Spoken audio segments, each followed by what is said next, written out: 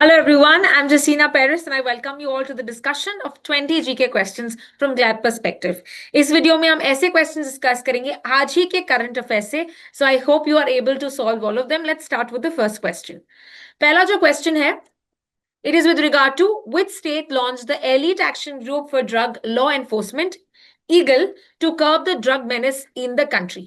तो ये हमने देखा है, तेलंगाना ने ऐसा किया है, उनके जो सीएम है रेवनाथ जी ने, he has made a new जो एंटी नार्कोटिक ब्यूरो है इसका नेम चेंज करके उन्होंने नाम दिया है Eagle. Okay, so this is for drug को मेनेस को कम करने के लिए स्टेट में. The answer to this is D. Question number 2, what does MSME stand for? आज जो है that is on 27th June we celebrate MSME day, right? So ये micro small and medium enterprises कहते हैं इसको, and therefore answer to this is A. Let's proceed to the next question. कौन से year में एमएसएमई एक्ट एनैक्ट किया था India में? We have the year 2006 जहां पे ये एक्ट आया था, एमएसएमई डेवलपमेंट एक्ट. इसके अलावा हम देखते हैं 2007 में एक मिनिस्ट्री भी बनी थी after the merger of ministries called as a ministry of MSME, ठीक है, to promote this particular sector. Proceeding to the next question. What is the maximum turnover for a micro enterprise? Micro पूछा है, यानी तो सबसे छोटा वाला, as per the revised MSME definition जो इस बजट में अनाउंस किया है. So this is important.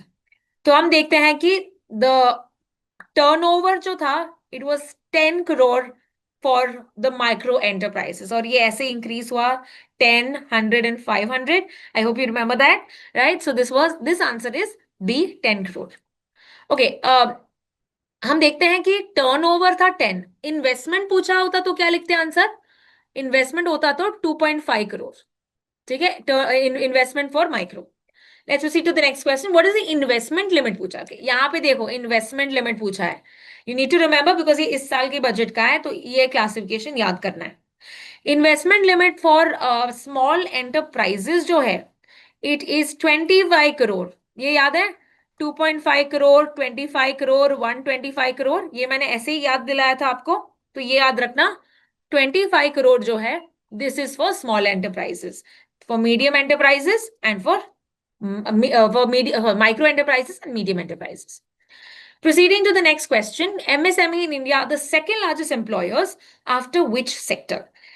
MSME second में आता है, फर्स्ट है agriculture. So answer to this is agriculture. MSME हमने देखा है दैट कंट्रीब्यूशन ज्यादा है इनका मैन्युफैक्चरिंग में 36%.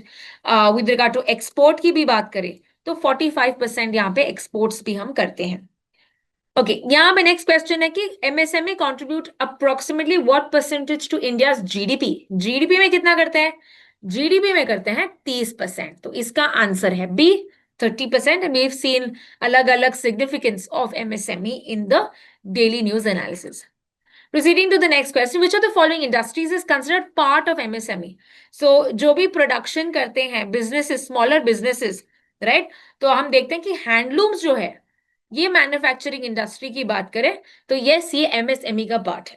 Okay, whereas the others are all the large scale factories, industries, they don't come under MSME. So answer to this is A, handlooms. Question number 9. Theme क्या है इस बार का MSME का? थीम है enhancing the role of MSME as drivers of sustainable growth and innovation. तो answer इसका है C. Proceeding to the next question. Where is the headquarters of the Shanghai Cooperation Organization SCO located? Remember Shanghai का Shanghai में नहीं है तो confuse नहीं होना. It is Beijing China where the headquarters are. Shanghai का हेडक्वार्टर्स एनडीबी का है विच इज ब्रिक्स का एक बैंक है, द न्यू डेवलपमेंट बैंक, तो इसका शांघाई में आता है. बट शांघाई कोऑपरेशन ऑर्गेनाइजेशन का है बीजिंग में, जो 2001 में बना था. And I hope you remember the member countries: China, Russia, Kazakhstan, Kyrgyzstan, Uzbekistan, Tajikistan, India, Pakistan, Iran and Belarus. ये पूरे कंट्रीज आते हैं इसके अंदर. Proceeding to the next question, कौन सी कंट्री ने डिक्लाइन किया था to endorse the joint statement at the SCO defence meeting in kingdom? Who is the defence minister of India? Rajnath Singh. तो राजनाथ सिंह ने साइन नहीं किया था। क्यों नहीं साइन नहीं किया था, यानी इंडिया ने साइन नहीं किया था, क्यों नहीं साइन किया था? बिकॉज उसके रिपोर्ट में पहलगाम के बारे में कुछ मेंशन ही नहीं किया था, राइट? सो इसीलिए हमने ये साइन नहीं किया था। और बलूचिस्तान, पाकिस्तान का प्रॉब्लम वहां पे लिखा गया था, तो हम नाराज हो गए और हमने साइन नहीं किया। ठीक है, तो आंसर इसका है C. Who is the first Indian to reach the Indian international space station? ये आज के आर्टिकल में देखा है कि शुभांशु शुक्ला, ओके, ये फर्स्ट इंडियन है आईएसएस में। रिमेंबर दिस एंड रिमेंबर ये जो है कौन से मिशन के अंदर गए थे? The Axiom 4 mission. तो इसका आंसर है C. Question number 13, who was the first human in space? पहला ह्यूमन पूछा है, तो याद रखना this is Yuri Gagarin. Yuri Gagarin is the first human in space. Answer इसका है बी। फर्स्ट इंडियन स्पेस में पूछा है, तो आपका क्या आंसर होगा? पहला इंडियन है राकेश शर्मा जी। रिसेंटली उनका बर्थडे था, उस पर आर्टिकल भी देखा था हमने बड़ा सा। तो इसमें याद रखना कि Rakesh Sharma, they asked also कि इंडिया कैसा दिखता है स्पेस में, तो वो बोले सारे जहां से अच्छा। सो that is Rakesh Sharma, the first Indian in space. Okay, next question. The International Space Station is a contribution of which countries? ये है USA, Russia, Japan, Canada and the European country EU. तो इसका आंसर है ए। इंडिया इसका part नहीं है, ठीक है, याद रखना। India, UK not part of it, we got European Union that is part of it. Next one, Axiom 4 mission कितने दिनों के लिए है आईएसएस में? This is for the 14 days के लिए, 14 दिन के लिए है।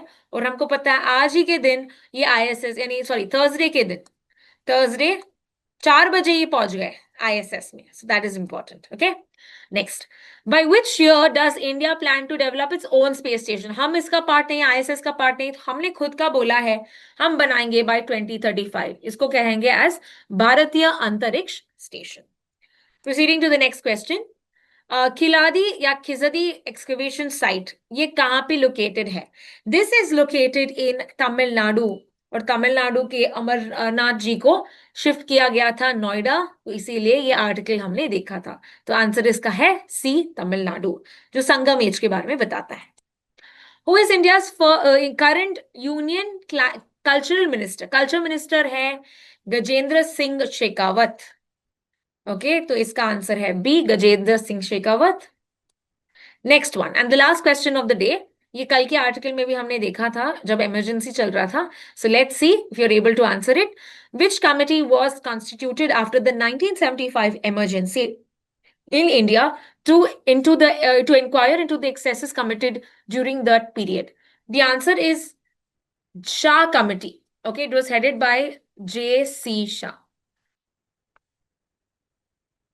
ठीक है, सो इसका आंसर है बी, शाह कमिटी, जो इमरजेंसी के टाइम पे, बिकॉज 50 इयर्स पूरे हुए हैं, सो that is why emergency was in the news. And emergency was on 25 जून 1975। इसीलिए हर दिन या हर साल 25 जून इज सेलिब्रेटेड एज और इज ऑब्जर्व्ड एज संविधान हत्या दिवस। तो ये हमने 2 दिन पहले देखा था। सो that is a surprise question for you. So that is all with regard to today's current affairs and GK questions. I hope you have got them correct.